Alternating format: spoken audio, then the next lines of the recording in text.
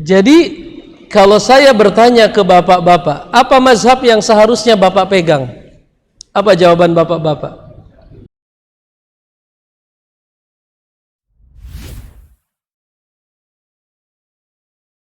Apa jawaban bapak-bapak? Syafi'i. Kenapa Pak Sobri? Itulah mazhab mayoritas. Itulah mazhab mayoritas. Kalau ada bapak-bapak datang ke saya, Assalamualaikum Ustaz, Anda pengen diskusi, Anda pengen belajar fikih, mazhab apa yang harus Anda pelajari? Syafi'i. Mazhab Syafi'i. Itulah mazhab yang dipakai di Indonesia. Itulah mazhab yang digunakan di Indonesia. Saya tidak mengatakan mazhab Syafi'i pasti benar, tapi saya hanya mengatakan, Ustadz, saya pengen belajar fikih. Fikih siapa yang saya pakai? Enggak mungkin saya bilang Hambali, karena itu adanya di Arab Saudi. Enggak mungkin juga saya bilang Hanafi, karena enggak bisa diterapkan. Banyak akan mungkin perbedaan, itu adanya di Turki, di Pakistan, di India, di Azerbaijan atau di Tajikistan, Turkmenistan, ya, Kirgistan atau apa. Dan saya juga enggak mungkin bilang Maliki, karena itu dipakai di Maroko, Tunisia, Aljazair, Mauritania. Lalu apa yang harus saya katakan? Pelajari mazhab Syafi'i. Tapi hendaknya saya katakan kepada beliau, belajarlah sungguh-sungguh, ya, dan jangan fanatik. Belajarlah sungguh-sungguh dan jangan fanatik. Karena kebenaran itu tidak diukur dengan Syafi'i, Hambali atau Maliki, tetapi diukur dengan Al-Quran dan As-Sunnah. Dan mereka adalah orang-orang yang memiliki kemampuan di atas rata-rata, sehingga mereka bisa memahami Quran dan hadis dengan sangat baik. Ya, Syafi'i, Maliki, Hambali, Hanafi, Allah berikan karunia yang tidak dimiliki oleh kebanyakan manusia. Apa itu? Mereka berijtihad di semua bidang fikih, dimulai dari bab toharoh sampai bab terakhir, bab jihad atau bab apa misalnya. Maka ikuti. Ya, oleh karenanya para ulama di Saudi ditanya, Dr. Saleh Fauzan Al-Fauzan ditanya, ya Syekh, mazhab apa yang seharusnya kami ajarkan di negara kami? Maka beliau berkata, ajarkan mazhab mayoritas. Ajarkan mazhab mayoritas. Tapi ajarkan mereka berpikir ilmiah, untuk tidak fanatik buta, menganggap selain yang bermazhab Syafi'i adalah sesat. Jelas ya? Tapi kan Ustadz, bukankah hal itu akan menjadikan bingung orang yang baru masuk Islam? Kalau orang yang baru masuk Islam bingung gara-gara itu, yang salah adalah da'inya. Orang baru masuk Islam kok diajakin belajar mazhab? Salah itu da'inya. Anda salah prioritas. Anda harus belajar lagi. Tarik dulu. Kita tarik ke diklat guru. Kalau Anda mengajarkan orang baru masuk Islam, ajarkan dia la ilaha illallah. Kalau dia sudah paham la ilaha illallah, ajarkan dia salat 5 waktu. Pakai fikih apa? Ya, dia tinggal di mana? Oh, dia tinggal di daerah Eropa. Oh, di Eropa ya. Yang banyak di sana dai-nya dari mana? Oh, saya dari Asia Tenggara. Oh, Anda yang mengajak dia masuk Islam. Ya sudah, ajarkan yang Anda mampu. Ajarkan kepadanya mazhab yang Anda mampu. Karena kalau Anda mengajarkan mazhab yang tidak Anda pahami, Anda berkata tanpa ilmu dan Anda sesat.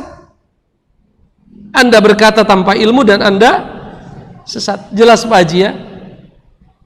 Dan saya selalu bilang bahwa mazhab itu adalah madrasah di mana kita belajar.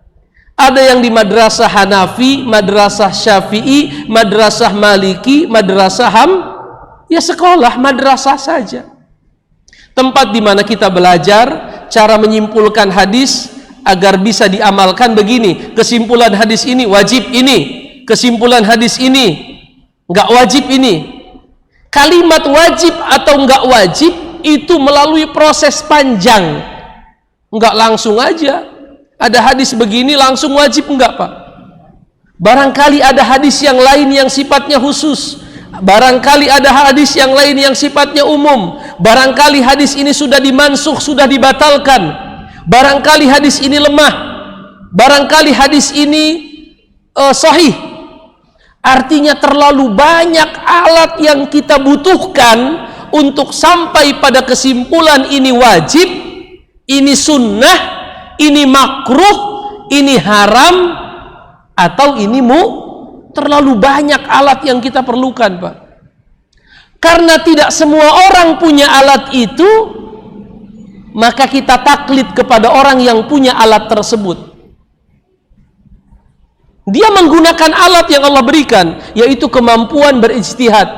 Tapi yang namanya ijtihad adalah usaha untuk sampai kepada kesimpulan yang benar. Kadang benar, kadang salah. Kalau dia benar dapat 2 pahala, pahala ijtihad dan pahala benar. Tapi kalau dia salah, dia dapat 1 pahala, pahala capek.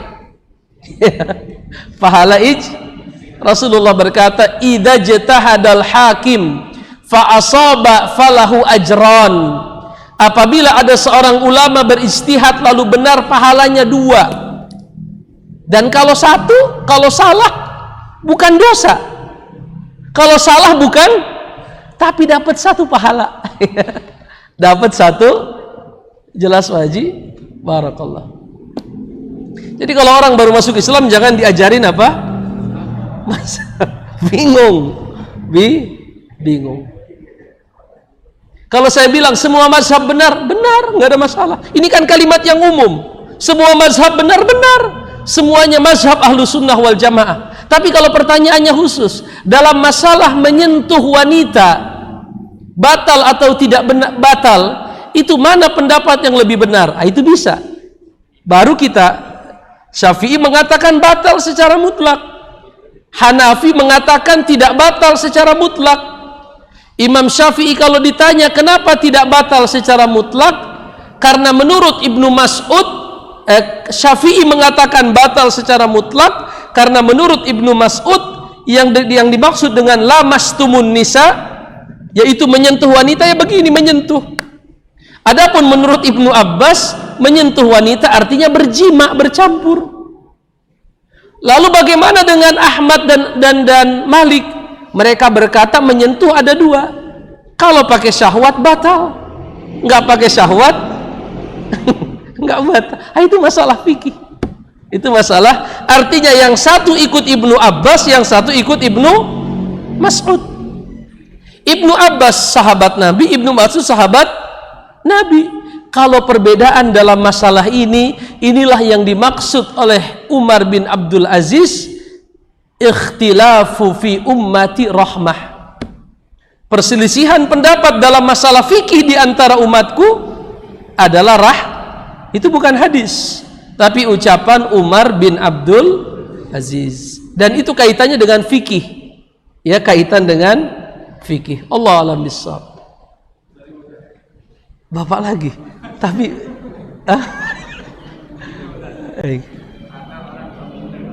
sok pintar, artinya dia nggak pintar.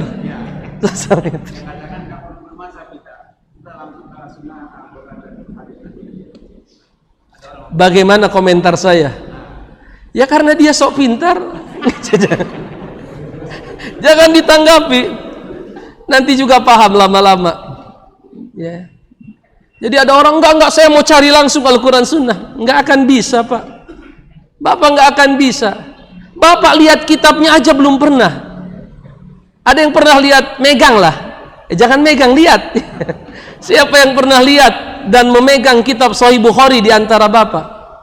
Sahih Bukhari. Siapa yang pernah lihat dengan mata dan megang? Minoritas. Nggak ada yang angkat.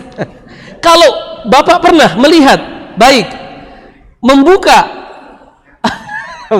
masa cuma satu Pak Haji Aiman, yang lain tidak ada. Itu baru Bukhari, belum Muslim, belum Abu Daud, belum Tirmizi, belum Nasai, belum Ibnu Majah, belum Ahmad, belum Baihaqi, belum Daruqutni. Banyak. Ya, kalau kita perujukannya aja belum pernah kita lihat, apalagi kita pegang, apalagi kita buka. Kalaupun kita buka, kita bingung halaman berapa.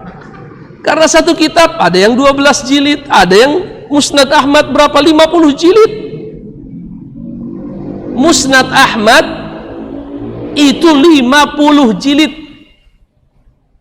Saya selalu bilang sampai kita mati nggak akan hatam itu. 50 jilid. Itu baru Musnad Imam Ahmad. 50 jilid. Saya kan pernah bilang harganya 8 juta.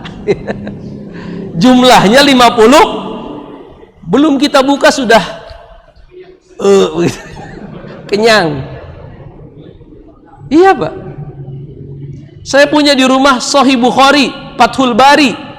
Ya. Daftar isinya saja 1 jilid khusus. Coba Bapak datang nanti ke rumah, saya tunjukkan daftar isinya 1 jilid tebal, jilid ke-13 khusus untuk daftar isi. Gimana itu? Itu yang Bapak bilang akan kembali ke Al-Quran dan Sunnah. Maksud saya bukan gitu, Ustadz. Maksud saya jangan fanatik, ya bilang jangan fanatik. Bilang jangan. Iya, kalau jangan fanatik kita sepakat, jangan fanatik. Coba Bapak baca kitab Fiqhus Sunnah ditulis oleh Said Sabiq. Itu ujung-ujungnya yang disebut di dalamnya berkata Syafi'i, berkata Hanifah, berkata Malik, nggak bisa lepas.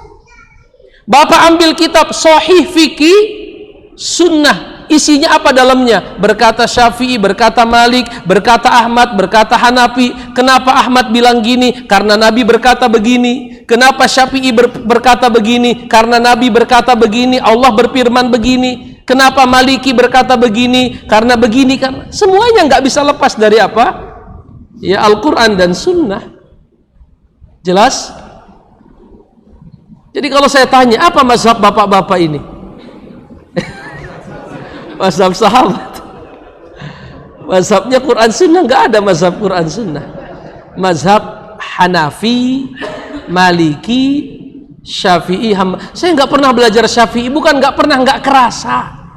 Dari SD, SMP, SMA, kalau Bapak pernah diajarin sholat dengan kurikulum Kementerian Agama, itu diambil dari mazhab Syafi'i. Tapi Bapak nggak tahu itu mazhab Syafi'i. Kalau Bapak beli buku karya Toha Putra Semarang, itu sesuai dengan versi mazhab Imam Syafi'i. Apakah pasti benar? Yang pasti benar cuman Quran. Yang pasti benar cuman Quran. Tidak ada yang sempurna kecuali Al-Quran. Jelas? Allahu a'lam bishawab. Apa, Pak? Mudah-mudahan benar. Iyalah. Iya. Dan kita beramal itu kalau masalah fikih kadang nggak harus yakin. Tetapi ghalabatuz zon. Apa itu ghalabatuz zon? Persangkaan yang kuat. Nggak harus yakin. Persangkaan yang ini Bapak ngadep kiblat, yakin memang 100%. Tapi zon yang dominan. Udah kita teliti kayaknya ke sana, kayaknya Pak. Belum ngukur juga. Belum diukur, tapi kayaknya ke sana. Kayaknya waktu udah masuk. Kompas ilmu pasti atau yakin itu, Pak? Ilmu pasti ya. Pasti alam ya. Artinya Allah takdirkan alam kayak begitu. Ya sudah pasti. Pasti. Kompas. Baik. Allah alam bisawab.